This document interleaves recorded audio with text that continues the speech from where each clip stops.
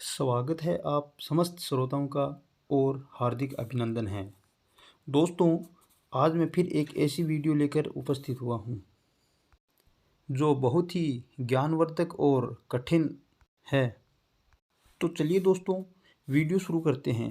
दोस्तों, आज का जो हमारा वीडियो है कि इस दुनिया में दो राहगीर कौन हैं और इस दुनिया में दो अंधे कौन हैं और इस दुनिया में केवल दो गरीब कौन हैं।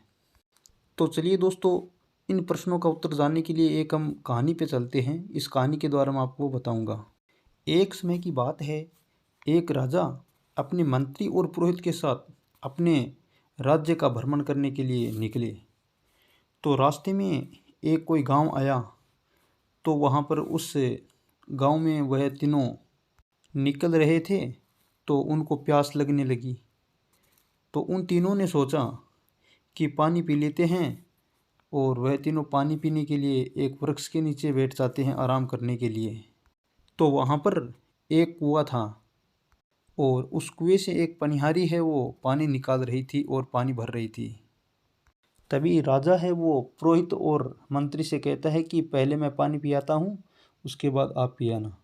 तो राजा है वो पनिहारी के पास पानी पीने के लिए चले जाते हैं। दोस्तों, वह स्त्री है वो बहुत बुद्धिमान थी और राजा से कहती हैं कि आप अपना परिचय दीजिए, क्योंकि मैं अनजान व्यक्ति को पानी नहीं पिला सकती, इसलिए आप अपना परिचय दीजिए और उसके बाद पानी पीजिए। तो राजा ने कहा कि मैं एक राहगीर हूँ। तब वह स्त्री वह कहने लगी नारी कि राहगीर तो इस संसार में केवल दो ही हैं, तू तीसरा कहाँ से आ गया।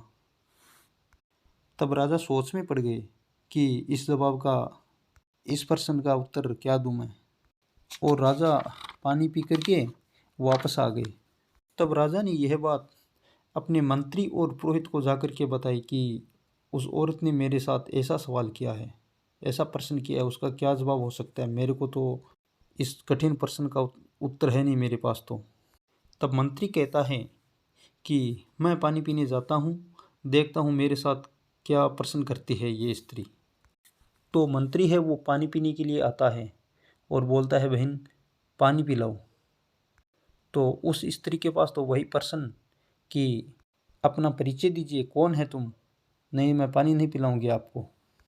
तो मंत्री उस स्त्री से कहता है कि बहन मैं गरीब हूँ। तो वह नारी कहने लगी कि गरीब तो इस संसार में केवल दो ही हैं, तू तीसरा गरीब कहाँ से आ गया। तो यह बात सुनकर मंत्री जी के भी पसीने छूट गए और वह भी पानी पीकर चुपचाप राजा के पास आ गए। और राजा से कहता है कि इस नारी ने ऐसा प्रश्न किया है कि मेरे पास इस प्रश्न का कोई जवाब नहीं है। तो उसके बाद पुरोहित कहता है कि मैं जाकर आता हूँ और पानी पीकर आता हूँ। तब पुरोहित है वो पानी पीने जाता है तो वह स्त्री वही बात कहती है कि तुम कौन हो। तो पुरोहित कहता है कि मैं एक अंधा हूँ। तो वह स्त्री कहती है कि अंधे तो केवल इस संसार में दो ही है, तू तीसरा अंधा कहाँ से आ गया। चल, मैं तुम्हें पानी नहीं पिलाऊंगी। तो इसके प्रश्न का उत्तर है वो पुरोहित नहीं दे पाए और वापस आ गए। पानी तो उनको पिला दिया था लेकिन वह वापस आ गए। और उसके बाद वह पनिहारी है वो अपने घर की ओर चली गई। तभी राजा ने कहा कि कैसे भी करके इस स्त्री के घर का पता लगाओ।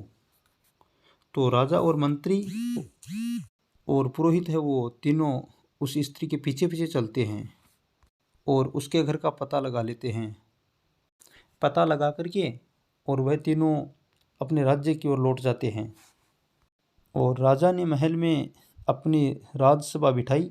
तो उसमें 4 सैनिक बुलाए और 4 सैनिकों को बुलाकर उस स्त्री के घर का पता बताया और कहा उस स्त्री को आदर से यहाँ महल में लेकर आओ।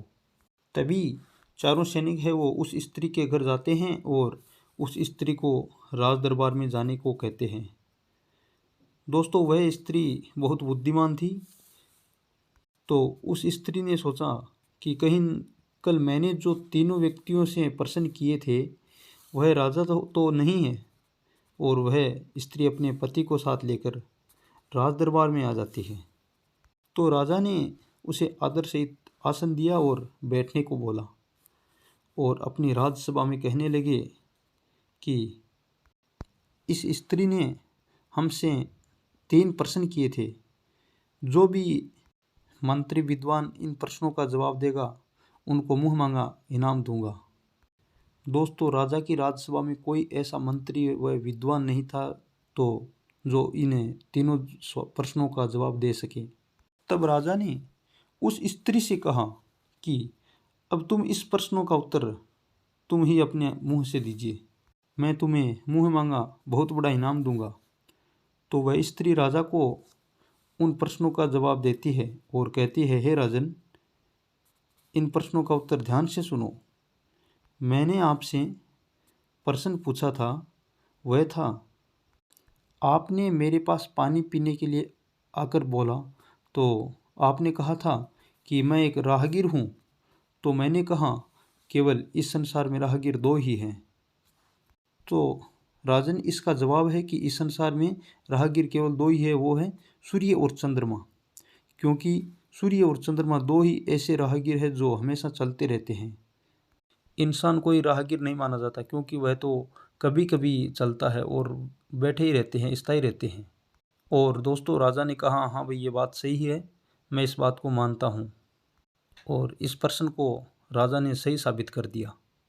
दोस्तों, इसमें एक मैं आपको बताता हूँ कि शास्त्र में है जिसमें चंद्रमा और सूर्य को चलता हुआ माना है, उनको देव के रूप में पूजा जाता है। लेकिन विज्ञान है, विज्ञान में सूर्य है और चंद्रमा है, वो दोनों अस्थायी हैं। लेकिन मैं ये बात है जो शास्त्र की कर रहा हूँ। और दोस्तों, उस स्त्री का दूसरा प्रश्न था, वह था कि गरीब केवल दुनिया में 2 ही है। जी हाँ दोस्तों, गरीब है वो दुनिया में 2 ही है सिर्फ। वो कौन है? वो है एक तो बैल, जो गाय का बछड़ा होता है, बैल बनाता है, उनको बोला जाता है। क्योंकि बैल एक ऐसा जानवर है जिनको भूखे प्यासे को खेत में हल जोत दिया जाता है, फिर भी वह चलता रहता है, कुछ नहीं बोलता। तो उनको जिसकी जो मजबूरी को झेलता है उसे गरीब कहा जाता है। उनको भूखे प्यासे को जोत दिया जाता है और हल चलाता रहता है, तो इसलिए बैल को गरीब माना गया है। और दूसरा गरीब है इस दुनिया में लड़की, बेटी। बेटी को गरीब मानी गई है, क्योंकि बेटी एक ऐसा धन है जिसको अपने हाथों से जो जैसा दिया जाए वैसा ही लेकर के चली जाती है। अच्छे बुरे घर में जैसा भी घर मिले उस घर में उनको उनकी शादी कर दी जाती है, तो वो खुश हो जाती है, दुखी नहीं होती। तो दुनिया की दूसरी गरीब है वो बेटी मानी गई है। वैसे तो आजकल की बेटियां हैं वो गरीब नहीं मानी गई है, क्योंकि मनचाहा विवाह करती है, अपने मनपसंद का विवाह करती है। इसलिए आज के समय की बात ये नहीं है, ये मैं पहले पुराने समय की बात बता रहा हूँ आपको। पुराने ज़माने में बैल और बेटी को गरीब माना जाता था। आजकल तो बेटी है वो खुद चलकर अपना रिश्ता ढूंढती है, तो वो गरीब नहीं है आज के समय में। लेकिन ऐसी बेटी सिर्फ 5-10% ही है, और वैसे ही पहले जैसे घराने की लड़कियां ही हैं जिसका माता पिता विवाह शादी तय करते हैं वही करती है। और तीसरा प्रश्न था, वह था कि अंधा केवल दुनिया में 2 ही है। वो कौन कौन से हैं? काम और क्रोध। ये 2 चीज़ ऐसी है जो अंधे है। क्रोध में जब इंसान है वो असीमित हो जाता है, तो वो कुछ नहीं देखता कि क्या कर रहा हूँ, कैसे कर रहा हूँ, क्योंकि वो क्रोध में अंधा हो जाता है। तो उसे एक क्रोध को दुनिया का सबसे बड़ा अंधा माना गया है।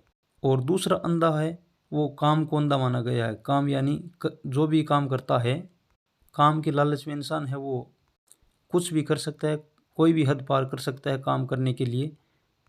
अगर संसार में कोई काम धंधा न होगा तो इंसान का झगड़ा ही खत्म हो जाएगा। लड़ाई झगड़ा है वो सिर्फ काम धंधे पे ही चलता है।